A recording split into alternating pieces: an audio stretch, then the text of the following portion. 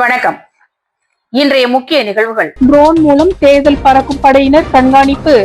முதலமைச்சர், உள்துறை அமைச்சர் தொகுதிகளில் வாக்காளர்களுக்கு பணம் வழங்கிய 5 பேர் கைது. என்ஆர் காங்கிரஸ் பாஜக கூட்டணி ஆட்சிக்கு வந்தால் ரங்கசாமிக்கு முதலமைச்சர் பதவி கிடைக்காது. பிரச்சாரத்தின் போது முன்னாள் அமைச்சர் கந்தசாமி பேச்சு. இந்தியன் வங்கியில் அதிகார துஷ்பிரயோகம். நகை மதிப்பீட்டாளர்கள் சங்கம் கண்டனம்.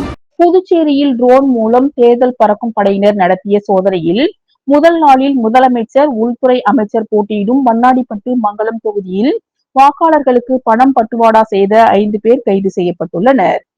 66,300 ரூபாய் ரொக்கம், மோட்டார் சைக்கிள் பறிமுதல் செய்யப்பட்டது.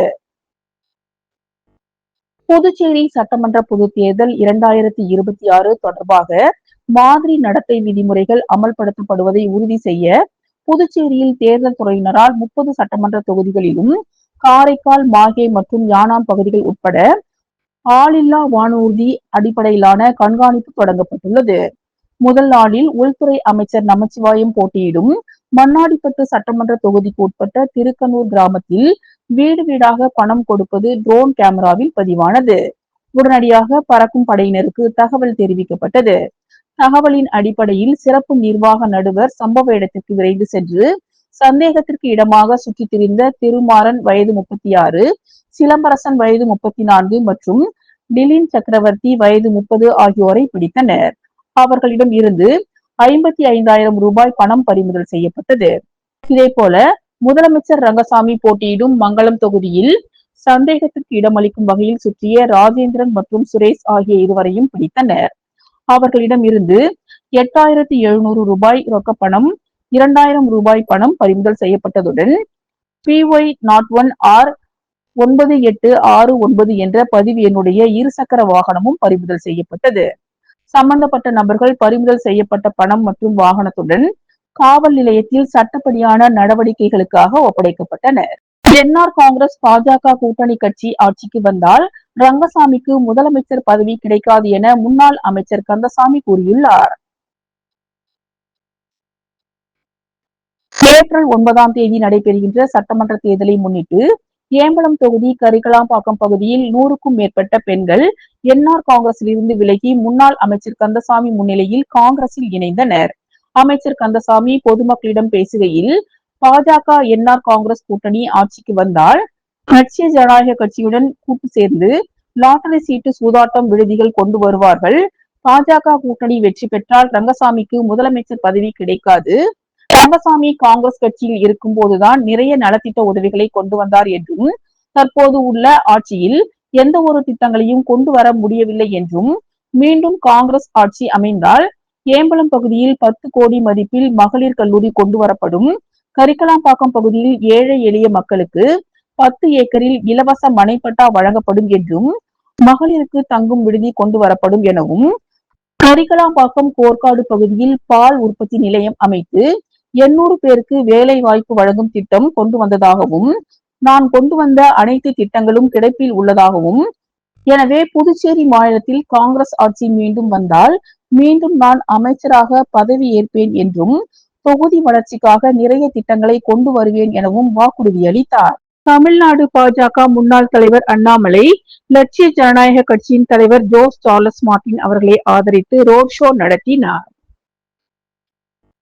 தமிழ்நாடு பாஜக முன்னாள் தலைவர் அண்ணாமலை லட்சிய ஜனநாயக கட்சியின் தலைவர் ஜோஸ் சார்லஸ் மார்டினை ஆதரித்து புதுச்சேரி காமராஜர் நகர் தொகுதியில் உற்சாகமாக ரோட் ஷோ நடத்தினார்.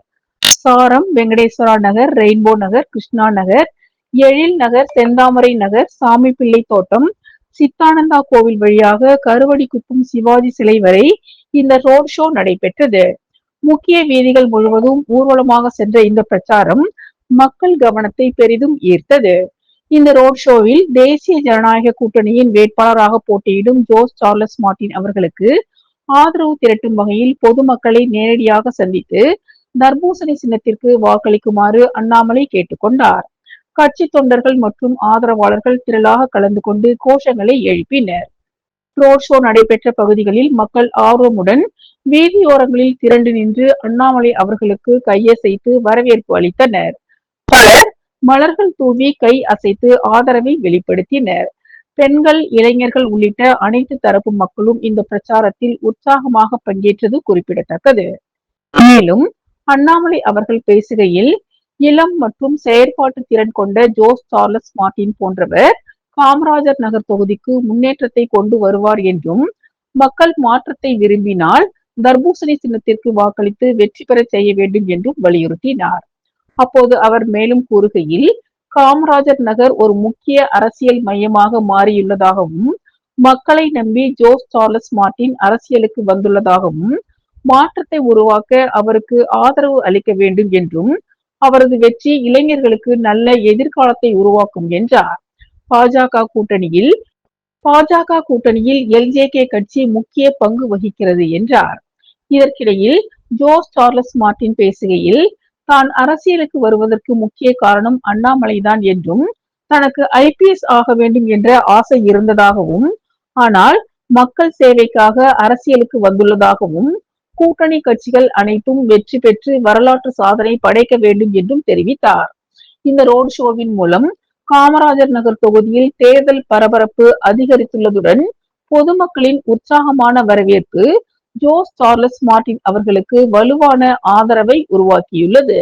முதலமைச்சர் ரங்கசாமியின் திட்டங்களால் ஒவ்வொரு குடும்பத்தினரும் பயன்பெறுகிறார்கள் என்று லாஸ்பேட்டை தொகுதிக்கு உட்பட்ட ஜீவானந்தபுரம் மற்றும் நந்தா நகர் பகுதியில் பிரச்சாரம் மேற்கொண்ட என்ஆர் காங்கிரஸ் வேட்பாளர் சிவக்கொழுந்து தெரிவித்துள்ளார். புதுச்சேரி லாஸ்பேட்டை சட்டசபை தொகுதியில் என்ஆர் காங்கிரஸ் சார்பில் முன்னாள் சபாநாயகர் சப்தகிரி வி சிவக்கொழுந்து போட்டியிடுகிறார். அவர் ஜீவானந்தபுரம் பகுதியில் உள்ள ஜலமுத்து மாரியம்மன் கோவிலில் சிறப்பு பூஜை செய்து ஜீவானந்தபுரம் மற்றும் நந்தா நகர் பகுதியில் ஜக்கு சின்னத்திற்கு தீவிர வாக்கு சேகரிப்பில் ஈடுபட்டார். அப்போது அவர் கூறுகையில், முதலமைச்சர் ரங்கசாமி கடந்த 5 ஆண்டு கால ஆட்சியில் பெண் குழந்தைகளுக்கு 50,000 ரூபாய் வைப்பு நிதி திட்டத்தை செயல்படுத்தியுள்ளார் என்றும், உயர்கல்வி படிக்க மாணவ மாணவிகளுக்கு இலவச மடிக்கணினி வழங்கியுள்ளார். காலை மதியம் மாலை உணவு திட்டங்கள், சீருடை, நோட்டு புத்தகங்கள், காலணிகள், சைக்கிள், சென்டாக் மூலம் தேர்வு செய்யப்பட்டு மருத்துவம், பொறியியல் மற்றும் உயர் தொழில்நுட்ப கல்வி பயில்பவர்களுக்கு நிதி உதவி என வருங்காலத்தை கருத்தில் கொண்டு மாணவர்களுக்கு ஏராளமான திட்டங்களை முதலமைச்சர் செயற்படுத்தியுள்ளதாகவும், இந்த திட்டங்களால் ஒவ்வொரு குடும்பத்தை சேர்ந்தவர்களும் பயனடைந்துள்ளதாகவும், இந்த திட்டங்கள் தொடர்ந்து செயல்படுத்திட புதுச்சேரியில் தேசிய ஜனநாயக கூட்டணி ஆட்சி தொடர வேண்டும் என்றும், வருகிற தேர்தலில் முதலமைச்சர் ரங்கசாமியின் கரத்தை வலுப்படுத்த தனக்கு ஜக்கு சின்னத்தில் வாக்களிக்க வேண்டும் என்றும் தெரிவித்தார். பிரச்சாரத்தின் போது சப்தகிரி அறக்கட்டளையின் பொறுப்பாளர் சப்தகிரி VPS ரமேஷ்குமார், என்ஆர் காங்கிரஸ், பாஜக, அதிமுக, லட்சிய ஜனநாயக கட்சி மற்றும் கூட்டணி கட்சியினர், சப்தகிரி அறக்கட்டளை நிர்வாகிகள், மகளிர் அமைப்பினர், இளைஞர் அணியினர் வீடு வீடாக சென்று வாக்குறுதிகள் அடங்கிய துண்டு பிரசுரங்களை வழங்கி ஓட்டு கேட்டனர். முன்னதாக என்ஆர் காங்கிரஸ் வேட்பாளர் சிவக்கொழுந்து பிரச்சாரத்திற்கு சென்ற இடங்களில் அவருக்கு ஆரத்தி எடுத்து பொதுமக்கள் உற்சாக வரவேற்பு அளித்தனர். திருபுவனை தொகுதி களித்தீர்த்தால் குப்பம் பகுதியில் திமுக வேட்பாளர் அங்காளன் உதயசூரியன் சின்னத்திற்கு வாக்களிக்க வேண்டி தீவிர வாக்கு சேகரிப்பில் ஈடுபட்டார். புதுச்சேரியில் சட்டப்பேரவை தேர்தல் வருகின்ற 9ஆம் தேதி நடைபெற உள்ள நிலையில் அரசியல் கட்சியினர் புதுச்சேரி முழுவதும் தீவிர வாக்கு சேகரிப்பில் ஈடுபட்டு வருகின்றனர். அதன் ஒரு பகுதியாக புதுச்சேரி மாநிலம் திருபுவனை சட்டமன்ற தொகுதிக்கு உட்பட்ட பகுதியில் திமுக வேட்பாளர் அங்காளன் உதயசூரியன் சின்னத்திற்கு வாக்களிக்க வேண்டி வீடு வீடாக துண்டு பிரசுரங்களை வழங்கி தீவிர வாக்கு சேகரிப்பில் ஈடுபட்டு வருகிறார். இந்நிலையில் இன்று களித்தீர்த்தால் குப்பம் மற்றும் அதனை சுற்றியுள்ள பகுதிகளில் உதயசூரியன் சின்னத்திற்கு வாக்களிக்க வேண்டி பொதுமக்களிடம் துண்டு பிரசுரங்களை வழங்கி வாக்கு சேகரிப்பில் ஈடுபட்டார். மேலும் பல்வேறு இடங்களில் வேட்பாளர் அங்காளனுக்கு பொதுமக்கள் ஆரத்தி எடுத்தும் மாலை அணிவித்தும் பொன்னாடை போர்த்தியும் தங்களது ஆதரவினை தெரிவித்தனர். இந்நிகழ்ச்சியில் கூட்டணி கட்சியினர், பொதுமக்கள், இளைஞர்கள் என ஏராளமானோர் கலந்து கொண்டு தீவிர வாக்கு சேகரிப்பில் ஈடுபட்டனர். புதுச்சேரியில் விஜயின் பரப்புரைக்கு அனுமதி மறுக்கப்பட்டுள்ளது. புதுச்சேரியில் விஜய் பரப்புரைக்கு 19 இடங்களில் அனுமதி மறுக்கப்பட்டுள்ளது. 23 இடங்களில் அனுமதி கோரியிருந்த நிலையில் 4 இடங்களில் மட்டுமே அனுமதி வழங்கப்பட்டுள்ளது. அனுமதி மறுக்கப்பட்டுள்ளதால் வீட்டில் இருந்தபடியே பரப்புரை செய்ய விஜய் திட்டமிட்டுள்ளதாக தகவல் வெளியாகியுள்ளது. இந்தியன் வங்கியின் அதிகார துஷ்பிரயோகத்திற்கு நகை மதிப்பீட்டாளர்கள் சங்கம் கண்டனம் தெரிவித்துள்ளது. புதுச்சேரி மாநிலத்தில் இந்தியன் வங்கியின் உதவி மண்டல அலுவலக அதிகாரி மீது குற்றச்சாட்டுகளை முன்வைத்து நகை மதிப்பீட்டாளர்கள் சங்கம் சார்பில் கண்டன கூட்டம் நடைபெற்றது. இந்த கூட்டத்திற்கு ஒருங்கிணைப்பாளர் இரா சிவகுமார் தலைமையேற்றார். சங்க தலைவர் நீலகண்ணன் தலைமை தாங்கினார். மாநில செயலாளர் நர்த்தனராஜ் முன்னிலை வகித்தார். இதில் சங்க நிர்வாகிகள் மற்றும் உறுப்பினர்கள் பெருமளவில் கலந்து கொண்டனர். கூட்டத்தில் உதவி மண்டல அலுவலக அதிகாரியாக பணியாற்றும் சுப்பிரமணி கடந்த சில ஆண்டுகளாக அதிகார துஷ்பிரயோகம் செய்து வருவதாக குற்றம் சாட்டப்பட்டது. மேலும் பணியாளர்களுக்கு எதிராக தனி மனித தாக்குதல்கள் மேற்கொள்ளப்பட்டதாகவும் இதனால் ஊழியர்கள் கடும் மன அழுத்தத்திற்கு உள்ளாகியுள்ளதாகவும் தெரிவிக்கப்பட்டது. குறிப்பாக செஞ்சி வட்டம் மழவந்தாங்கல் கிளையில் பணியாற்றிய சங்கர் என்ற ஊழியர் கடுமையான மன அழுத்தத்தால் உயிரிழந்ததாகவும் அவரது குடும்பத்திற்கு இதுவரை எந்த இழப்பீடும் வழங்கப்படவில்லை என்றும் சங்கம் தெரிவித்தது. மேலும் பல நகை மதிப்பீட்டாளர்கள் தூர இடங்களுக்கு இடமாற்றம் செய்யப்பட்டு போக்குவரத்து மற்றும் உணவு செலவுகளுக்கான எந்தவித சலுகையும் வழங்கப்படாமல் தங்களது சொந்த செலவில் பணியாற்றும் நிலை ஏற்பட்டுள்ளதாகவும் கூறப்பட்டது. இதனால் அவர்களுக்கு பொருளாதார மற்றும் மன ரீதியான பாதிப்புகள் அதிகரித்துள்ளதாகவும் அன்றாட பணிச்சுமை மற்றும் கட்டாய நேர விதிமுறைகள் காரணமாக பெரும் சிரமம் ஏற்பட்டுள்ளதாகவும் குற்றம் சாட்டப்பட்டது.